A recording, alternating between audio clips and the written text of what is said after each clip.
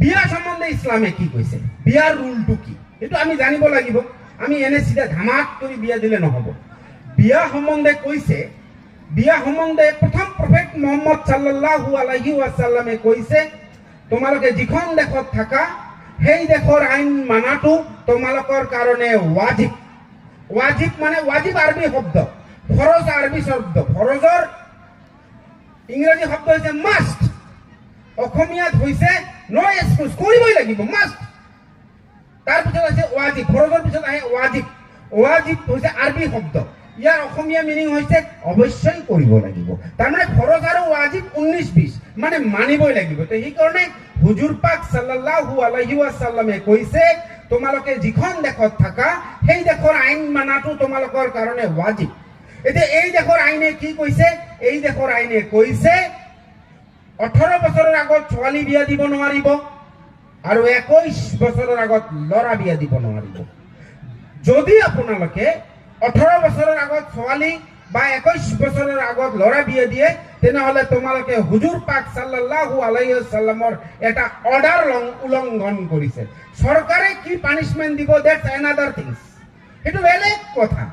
কিন্তু নবীৰ অৰ্ডাৰ ভঙ্গ কৰলে কি পানিশমেন্ট দিব প্ৰত্যেকজন মুসলমান ভাইয়ে জানে।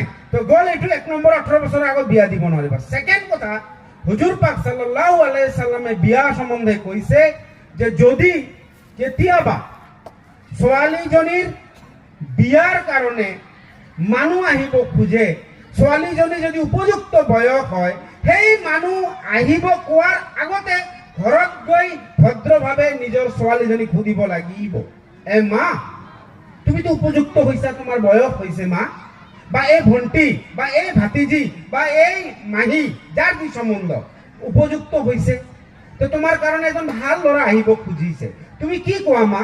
ছোৱালীজনী যদি কয় যে নাই আব্বা বা খুৰা বা কাকা বা দাদা বা ভাইজান, মই এতিয়া বিয়া বহিব মন নাই, মই পঢ়িম, আপুনি বিয়া দিব নোৱাৰে। স্ট্ৰিক্টলি প্ৰহিবিটেড। আপুনি লৰাৰ অনুমতি নহয়, ইছলামত ছোৱালীৰ অনুমতিহে বিচাৰিছে। যদি ছোৱালীৰ অনুমতিৰ নলোৱাকৈ ডাইৰেক্ট বিয়া ঠিক কৰে, সেইখন বিয়া জায়েজ নহয়। আৰু সেই বিয়া হোৱাৰ পিছত যদি স্বামী স্ত্ৰীৰ মাজত কাজিয়া লাগে, প্ৰফেট মুহাম্মদ সাল্লাল্লাহু আলাইহি ওয়াসাল্লামে কৈছে সেইখন বিয়া ভাঙি দিব, ভাঙি দিব কৈছে। ক্লিয়াৰ কথাটো? তাৰ কাৰণে ইছলামে আৰু এটা অপচন দিছে, যে ছোৱালীজনীক আৰু অপচন দিছে যে ছোৱালীজনীক যদি জোৰ কৰি বিয়া দিয়ে, তথাপিও সেই যেতিয়া দৰা পাৰ্টিৰ মানুহ আহিব, তেতিয়া দৰা পাৰ্টিক সাক্ষী লৈ সুধিব, অমুক জাগাৰ অমুকে তোমাক বিয়া পাতিব আহিছে, তুমি ৰাজি আছানে?